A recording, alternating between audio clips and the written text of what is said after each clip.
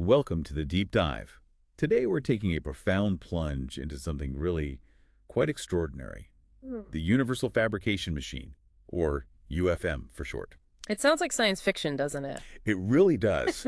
But this isn't just some futuristic concept. We're actually looking at a meticulously detailed technical blueprint. That's right. Our sources for this deep dive are these intricate technical designs, some very in-depth capability descriptions, and also this fascinating list of objects it could supposedly create.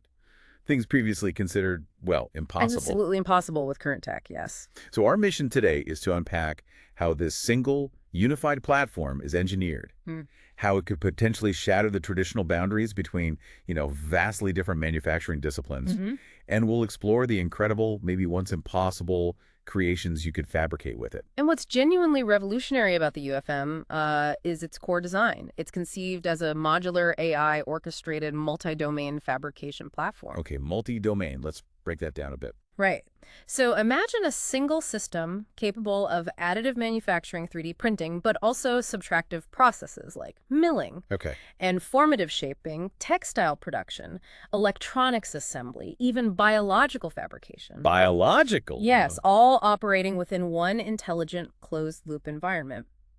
The core vision here is really about integrated, real-time, and crucially, autonomous creation. Fully autonomous. Yeah. So when we talk about multi-domain, what does that truly encompass? What are the sort of fundamental building blocks making up this machine? Okay, so at its heart, the UFM's architecture, it's built around several key interconnected subsystems. Right. You have the fabrication chambers. Think of these as independent modules, each environmentally controlled, like mini factories almost. Got it. Specialized zones. Exactly. And materials and components move between them seamlessly. That's handled by a pretty sophisticated robotic handling system. We're talking multi-axis arms, conveyor networks, high-speed delta robots. Lots of movement inside. Oh, yes, very dynamic. And the intelligence, the brain of the operation, that sits within the control core. Okay. This houses its powerful AI, a real-time digital twin that mirrors every process, and a dynamic fabrication planner. A digital twin. So it knows exactly what's happening and can simulate outcomes. Precisely. Before they happen, even. Then there's the tool carousel and head swapping mechanism. This allows it to automatically, seamlessly change between different fabrication tools. Lasers, mills, printers. So it picks the right tool for the job on the fly. Correct. And the material feedstock bases act as these large multi-material reservoirs feeding everything the system needs. Okay. And beyond those main parts, you've got robust power and thermal management, which is critical. Safety and isolation subsystems really important when you mix, say, metalwork and biofabrication. You'd certainly need that. Definitely. There's an IoT monitoring grid for constant data flow and an advanced human-machine interface, the HMI. You can control it via touchscreen, voice commands, or even extended reality. XR control. So you could sort of virtually step inside the process. That's the idea, yeah, for complex setups or monitoring. So it's not just a collection of different machines shoved together. It sounds more like a hyper-intelligent, unified manufacturing ecosystem where everything talks to everything else. That's it, exactly. That integration is the real game changer. Yeah. Because each of these modular fabrication units is compartmentalized. That's key for safety, preventing material contamination, and maintaining very specific environmental conditions. You need different atmospheres for different processes. Right. Sterility for bio, maybe inert gas for some metal printing. Precisely. And the sheer breadth of capabilities within these units is, well, staggering. For additive manufacturing, you're looking at the common stuff like FDM plastic printing, sure, but also high precision SLA, SLS, even DMLS for metal fusion. DMLS, direct metal laser sintering. Okay. And specialized ceramic extruders, even bio-ink extruders for like paste deposition. IO ink. We'll come back to that. Definitely. Then for subtractive manufacturing, it handles, CNC routing for wood and plastics, but also heavy-duty CNC metal milling and turning with CNC lathes. So shaping blocks of material. Right. And a whole suite of laser cutters CO2 for non-metals, high-power fiber, and NdYAG lasers for precise metalwork. It even includes plasma and water jet heads. Water jets for really tough stuff. Exactly. Cutting through thick metals or composites where lasers might struggle or cause heat issues. Okay, that's a lot of ways to shape and cut. Now, you mentioned the advanced stuff working with living materials. How did that fit? Well, Yes, the Biofabrication and Life Sciences Chamber. This is really where it gets futuristic. It's equipped with bioprinter heads specifically designed for living tissues, Wow. a microfluidics chip writer for creating those tiny lab-on-a-chip devices, Very cool. a dedicated laminar flow hood to maintain an absolutely sterile environment, an incubator module with precise control over CO2, temperature, humidity, everything needed for cell cultures. So a mini biolab inside. Essentially, yes. And even an onboard sterile autoclave loop for sanitizing tools and materials automatically. It's that integrated sterile control that makes biological work possible alongside other fabrication methods. That integration seems incredibly complex to manage safely. It is. That's a major engineering challenge. Then, for soft goods, there's the Textile and Soft Robotics unit. Okay. It's got a CNC embroidery head, a laser fabric cutter for precision patterns, an automated sewing arm, even a knitting machine module. Yeah. Programmable textile. Knitting machines. Oh. Okay, so it can make smart clothing, maybe. That's one potential application, yes. Right. And rounding it out, the electronics manufacturing unit. This has a PCB milling machine, a laser PCB etcher. For making circuit boards? Right. An SMD pick-and-place robot. That's the little arm that places tiny electronic components onto the boards with incredible precision. Yeah. A reflow oven module for soldering everything, a solder paste dispenser, and an AI-aided inspection camera system. This looks for micron-level defects. So it builds and checks the electronics too. Yep. And finally, there's a comprehensive post-processing chamber. UV curing station, sandblaster, vibratory tumbler for smoothing parts, a paint and spray booth, even a CNC polishing head. Basically, for every finishing touch you could imagine. That is an absolutely incredible array of tools and processes under one conceptual roof. How on earth does a single machine orchestrate all of this? Often simultaneously. Simultaneously, Yeah. right? Without, tripping over it. So what's the master conductor here? That really is the million-dollar question, isn't it? And the answer lies in the control core. That's where it truly shines. The brain. Exactly. Its central feature is an AI planner. This isn't just scheduling jobs. It's autonomously handling the workflow, intelligently selecting the optimal fabrication method or combination of methods for each part of a task. So it might decide to 3D print a core structure, then CNC mill some features, then embed electronics. Precisely. And it manages the whole sequence. Then there's the digital twin simulator. It's constantly running predictive models of the entire build process, which allows for real-time adjustments and problem solving before things go wrong. It sees a potential collision or a temperature deviation coming and adjusts. Predictive maintenance, almost, but for the fabrication itself. Kind of, yeah. And this all feeds into a real-time feedback loop. It's driven by literally thousands of sensors throughout the machine, enabling continuous diagnostics and fine-tuning. So it's constantly watching itself. Constantly. But the true brilliance here isn't just that it has AI. It's that this AI, connected to that real-time digital twin and all the sensory feedback, can autonomously replan and optimize fabrication on the fly. Adapting instantly to unforeseen issues, maybe variations in material properties, anything. It's a level of adaptive intelligence that's just not seen in current manufacturing. That sounds like a major leap. It is. Beyond that, there's a powerful CAM and generative design engine. This helps with things like topology optimization, designing the strongest possible part with the least material, and generating the incredibly precise tool paths needed. It operates on a hybrid cloud edge computing model. So you get the speed of on-site processing, but also the ability to pull down updates, new algorithms, or manage jobs remotely via the cloud. Flexible. Very.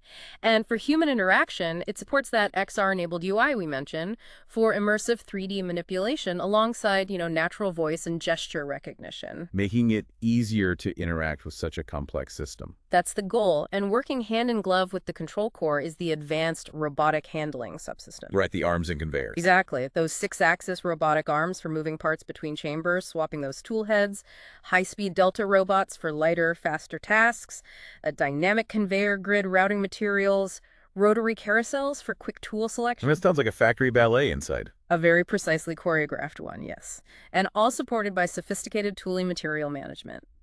RFID tags on tool heads so the system knows what's what, auto-loaded material bays, and an efficient waste disposal system for offcuts and residues.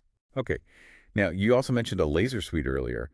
For precision cutting, shaping, how does one machine integrate so many different types of lasers? They all have different properties, different uses. Right. The laser suite is quite something. It relies on an integrated beamline switching system. Essentially, it can route the beam from various laser sources to the point of use very quickly and precisely. So different lasers on tap. Exactly.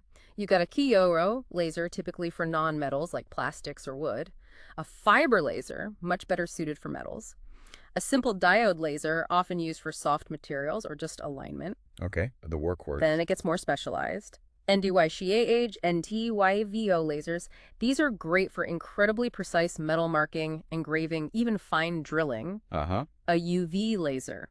This is key for detailed work on PCBs, glass, and microfabrication tasks where you need minimal heat damage. Great, delicate stuff. A green laser, which is particularly good for materials that are transparent or highly reflective where other lasers might struggle. Interesting. An excimer laser. Now, this is really advanced. It's used for ultrafine, almost molecular level material ablation. Think micromachining or delicate work in bio or electronics fabrication.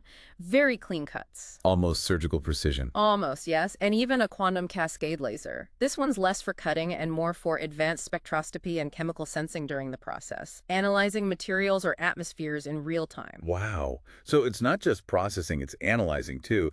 The ability to switch between all those with precision. That must unlock a lot. It really does. It enables combining processes in ways you just can't right now. Okay, and with such a diverse range of things happening, you've got biomaterials potentially next to high-powered lasers or metal fumes. How do they ensure safety? How do you maintain control within that system? Yeah, absolute safety and environmental control are obviously paramount. Yeah. Non-negotiable. The UFM design incorporates a smart fire suppression system tailored to different potential fire types. There's Class 4 rated radiation shielding around all the laser units, rigorous biohazard isolation for the biochambers, think dual HEPA filtration loops, UV sterilization cycles. Containing anything biological. Absolutely. There's constant thermal monitoring across every single unit, looking for hotspots, and of course, multiple emergency e-stop systems, but also an AI failover system. What does that do? If the main AI detects a critical, unrecoverable error, the failover can initiate safe shutdown protocols or isolate specific modules to prevent cascading failures. It's a safety net for the safety nets. Okay, that's reassuring. So all this incredible technical sophistication, Yeah. what does it actually mean for its size, its real-world use? Is this destined to be a giant machine locked away in a lab, or could we actually see these things deployed? That's a great question, and it leads into the form factor options. The design actually envisions several scales. Oh. You could potentially have a desktop UFM Mini, something maybe 60 by 60 centimeters, compact enough for universities, maybe even high-end maker spaces. A desktop version, that's quite something. Then there's the concept of a modular fab tower. These would be vertical, stackable units, maybe taking up just 1 square meter of floor space but going upwards, maximizing capability in a small footprint. Stackable factories. Interesting. For field use, there's a ruggedized mobile UFM unit. Imagine this built into a standard shipping container or a truck. For remote construction, disaster relief, military applications. Taking the factory to the problem. Exactly. But the really big vision, connecting to the grander ambition, is the GAIA core unit. GAIA core. Yeah. This is envisioned as a multi-room scale system, industrial level production, or potentially even, and this is where it gets really ambitious, planetary deployment, off-world manufacturing. Planetary deployment. Okay, the ambition there is just, wow, remarkable. But what about the practical hurdles? Making something this complex actually work must be incredibly difficult.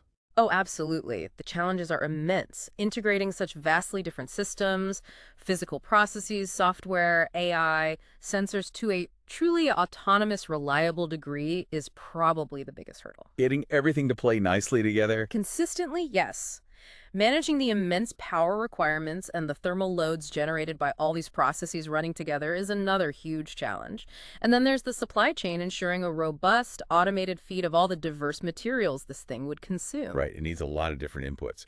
So with all this capability and these challenges, what's the actual roadmap? How do you get from concept to, well, a GAIA core? That seems like a monumental leap. It is. The source materials outline a projected development stack, basically a phased approach. Sensible, really. Step by step. Exactly. Yeah. Phase 1 would focus on integrating just 3 foundational methods, maybe FDM 3D printing, basic CNC machining, and PCB fabrication, all within a single enclosure, proving the core integration works. Get the basics talking. Right.